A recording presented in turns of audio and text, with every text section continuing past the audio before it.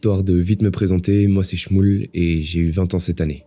Je me suis offert ma toute première caméra et j'ai vraiment envie d'apprendre à l'utiliser, mais pas dans les paysages que je connais.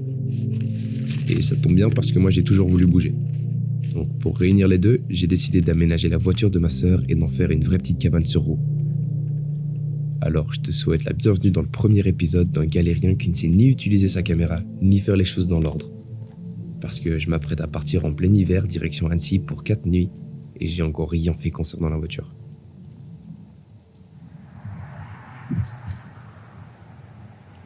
On est le 28 décembre et je pars le 2 en voyage avec la voiture et il me reste juste à l'aménager. Acheter tout le bois, on fera les plans et on verra ce qu'on peut faire. Ça va être génial.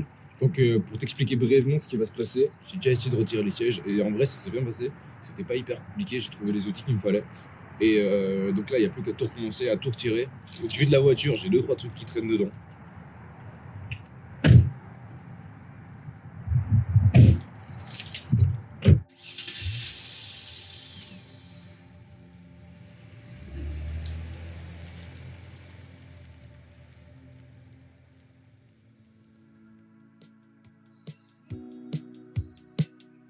Cause baby like ooh, it's all another flower lay. The sun goes around the state. Can't wait for the long day. Cause baby like ooh, it's all another flower lay. The sun goes around the state. Can't wait for the long day.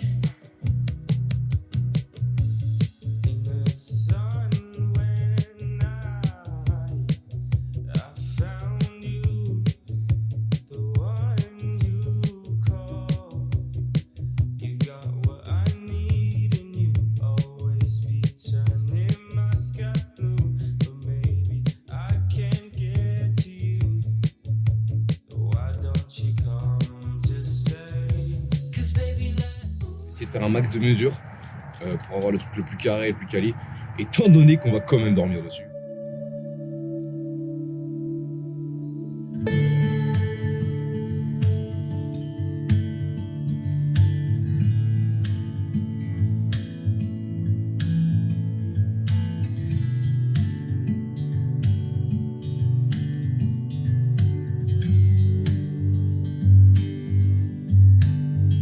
J'essaie de pas mal réfléchir pour voir la quantité de bois que je vais devoir acheter en fait. Faut que je réfléchisse à qu'est-ce que je peux mettre dans ma voiture. J'ai fait une dinguerie, ça m'a pris 2 heures d'aller chercher le bois pour la simple raison que ça passait pas dans la voiture. J'ai dû appeler le padré pour qu'il vienne m'aider avec la remorque.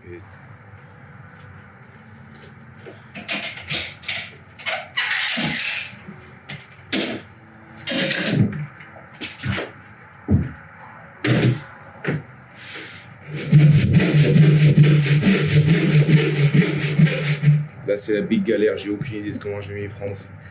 Et là, j'ai aucune idée de comment ça va le faire. What, la galère. Bon, on verra. Hein. Et de toute façon, je pense que le plus dur, ce sera d'être précis.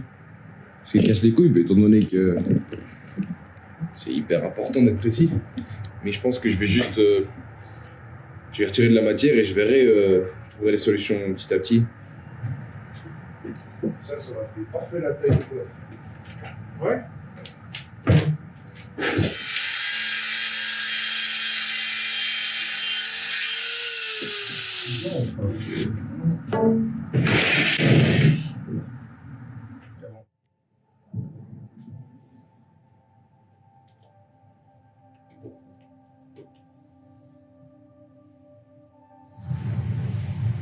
La deuxième journée et il fait un peu froid, il fait genre 6-7 degrés. Là, c'est le moment du coffrage, il faut tout égaliser. Ouais, en vrai, j'ai hyper hâte.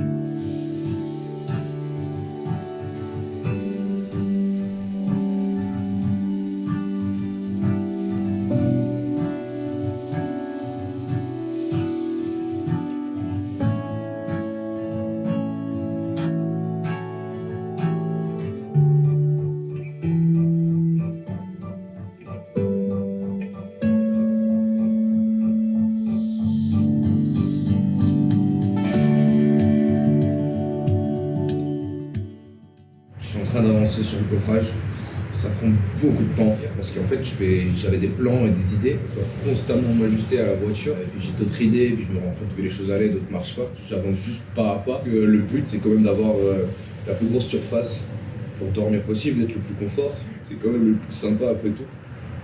Le café me régale.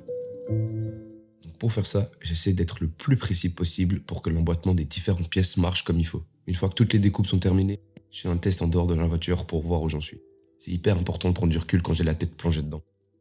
Car étant donné que je suis tout seul sur ce projet et que j'ai aucune connaissance dans le travail du bois, j'ai personne pour remettre en question mes idées ou décisions. Je dois donc constamment jouer le rôle de quelqu'un d'autre en essayant de chercher la petite bête pour éviter les erreurs qui pourraient me coûter du temps précieux.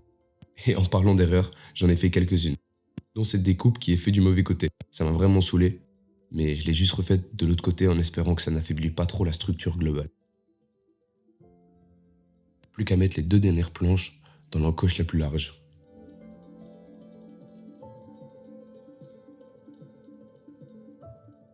Je surfais en vrai parce que c'est hyper propre.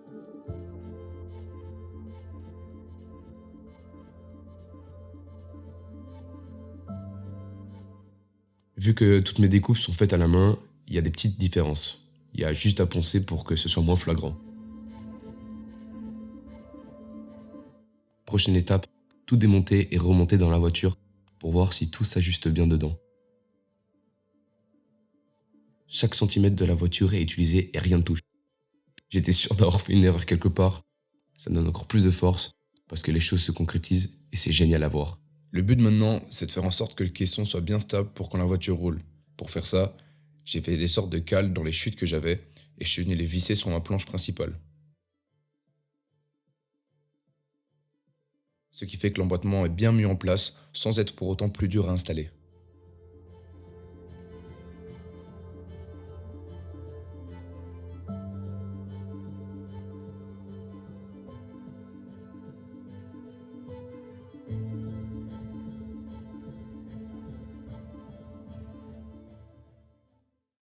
Donc là, on est parti pour le 3e jour. Le coffrage, il est tout fini. Donc là, il me reste plus qu'à faire la planche qui va aller au-dessus. Hop, là, c'est parti. Aujourd'hui, il pleut pas, c'est cool. Hier, il pleuvait, c'était un peu relou. J'ai coupé la largeur à la même taille que l'ouverture du coffre. Parce que même si c'est le couvercle des bacs dans le coffrage, c'est aussi une partie de mon sommier. Et moi, je veux un lit triple king size. J'ai ensuite mesuré la planche pour décider de sa longueur, sachant qu'une autre planche arrivera par après côte à côte.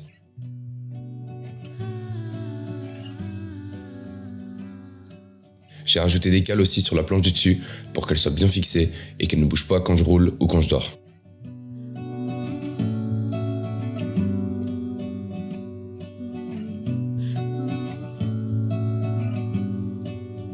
Maintenant que les découpes sont terminées, je vais vous parler un petit peu de la destination du trip.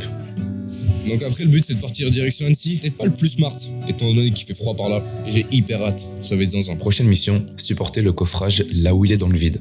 Parce qu'en retirant les sièges pour avoir plus de place, une partie du bac se retrouve tout simplement à flotter et ça, c'est pas ouf. La solution pour régler ça, c'est simplement des petits pieds en sapin qui supporteront le poids de chaque côté du caisson. Et pour que ça reste facile à mettre en place, j'ai trouvé des petites attaches hyper efficaces à mettre.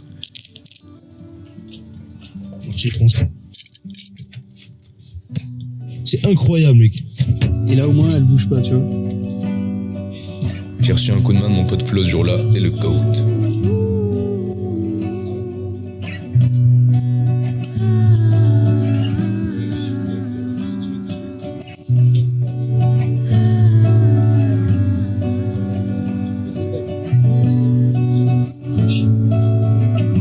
Tu mets ton crayon de pas tailler.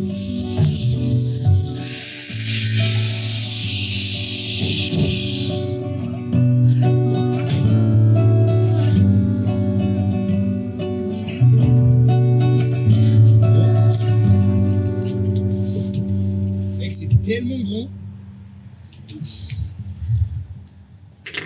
En vrai, à deux, je pense que c'est streux. Hein. Oh, mec, c'est une singerie.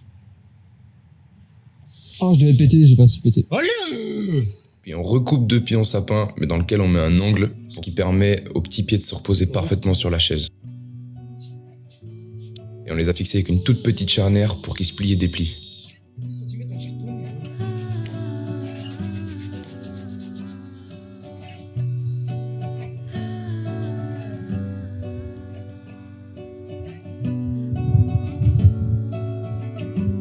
seconde planche est posée sur la première quand la voiture roule et elle se dépliera pour faire la couchette. Maintenant, il n'y a plus qu'à trouver une solution pour que la première soit attachée à la deuxième en mode couchette. Parce que pour l'instant, elle est rattachée à rien du tout. Pour ça, j'ai décidé de réutiliser le système d'encoche. La seconde planche aura une latte fixée en dessous et elle devrait s'emboîter parfaitement dans les encoches que je viens de faire.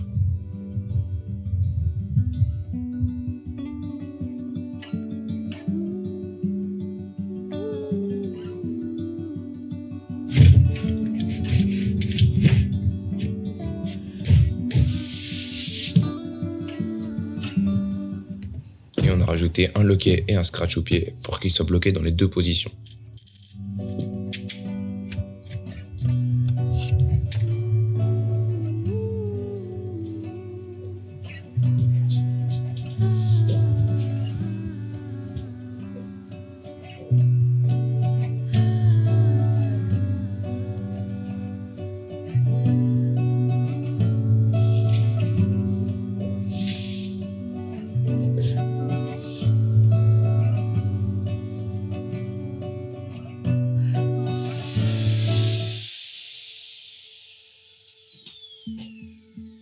La dernière journée, je l'ai passé à casser tous les angles et à poncer absolument chaque planche, ce qui fait que c'est vachement plus propre et plus facile à prendre en main parce que t'as pas les angles qui te cassent les mains.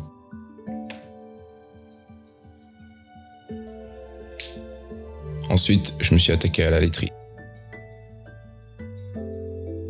Pour ça, j'ai tout simplement récupéré des mousses qui traînaient à la maison, j'ai coupé sur mesure par rapport aux planches.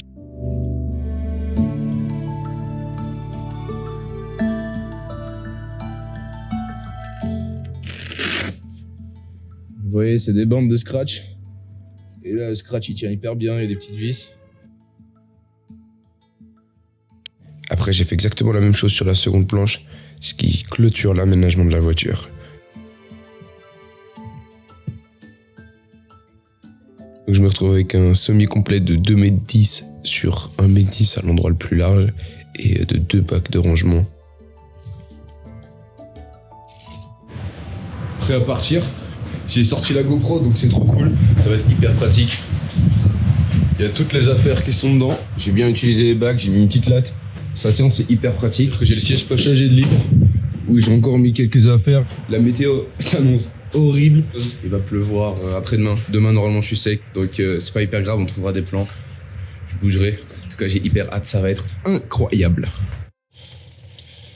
Donc là, j'ai fait le premier arrêt. Donc en fait, j'ai pu en profiter pour remplir ma gourde. Mais c'est surtout pour tester, pour voir si même en conditions de pluie assez forte comme ça, si l'eau rentrait dans la voiture ou pas avec le coffre ouvert. Étant donné que le bois que j'ai choisi, c'est du MDF, et ben c'est un bois qui est beaucoup moins cher qu'un contreplaqué ou quoi, donc ça c'est hyper cool. Mais les désavantages, c'est que c'est très très sensible à l'humidité. Et là, j'ai pu avoir accès au coffre et au bac sans problème, sans que ça mouille. Donc c'est génial. Et là, on va continuer de rouler.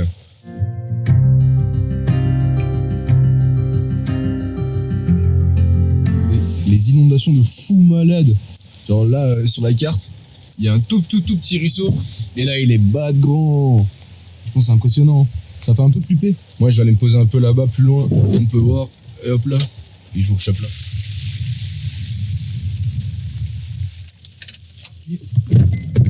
Il fait tellement moche. Ça n'a aucun putain de sens. Ouah, ça me drache sur la gueule. Je vais rentrer. Déjà, on va mettre les petites loupiottes. Parce que les petites loupiottes, c'est vachement plus sympa. Attendez, je vous lave. Du coup, là, il n'y a plus qu'à tout installer. Ouah, la flemme. Mais je vais essayer d'aller assez vite avant que la nuit tombe. Et puis voilà. Après, là, du coup, le coffre est du bon côté. Je suis blindé, isolé du vent. Enfin, blindé. Blindé. J'exagère. Là, je vais mettre ces trucs-là sur toutes les fenêtres. Évidemment, j'ai oublié celle du grand, mais c'est pas très grave. C'est une première nuit, c'est un test. Je sais pas ce qui va marcher, ce qui va pas marcher. Est-ce que je vais avoir froid, est-ce que je vais avoir chaud. Je pense que la nuit, elle a annoncé à 5-6 degrés. Donc, moi, je suis pas trop inquiet. La pluie risque d'être très casse-couille cette nuit. Là, j'ai juste envie de me faire un graille, je vous avoue.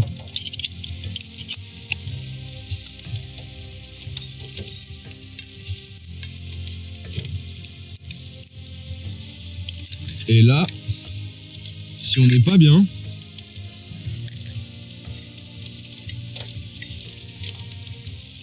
Donc là, je vais manger. Il est à peine 5h20. Et J'ai déjà l'impression que c'est la Big Noche. pendant ce temps, ça va aussi se faire une petite tartine. En attendant que ça cuise, ça va prendre un peu de temps, je pense. Voilà, faut juste que je fasse gaffe parce que je mets déjà des miettes partout. Mais en fait, c'est mon lit. Ah, Oh, la poignée, elle est tout là-bas. Oh, c'est la big galère.